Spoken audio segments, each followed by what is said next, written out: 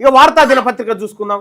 వార్తా దినపత్రిక వర్గాల వారి ప్రాధాన్యత ఎట్లుందంటే ఓసీ వర్గాలకు 45 నుంచి 50%, బీసీలకు వచ్చేసి 25 నుంచి 30%, ఎస్సీ ఎస్టీలకు 12 నుంచి 15%, మైనార్టీలకు 8 నుంచి 10% వార్తలను ఫోకస్ చేసింది వాళ్ళపైన.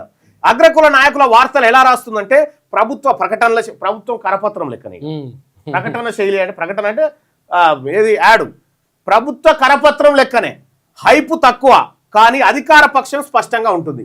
అంటే ప్రభుత్వానికి జిమ్కి కొడుతుంది, జోకుడు కార్యక్రమం, డప్పు కొడుతుంది అనేది ఇది.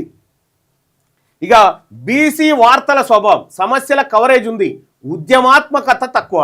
సమస్యలను కవరేజ్ చేస్తుంది కానీ బీసీ ఉద్యమాలకు చాలా తక్కువ స్పేస్ ఇస్తుందట ఇది.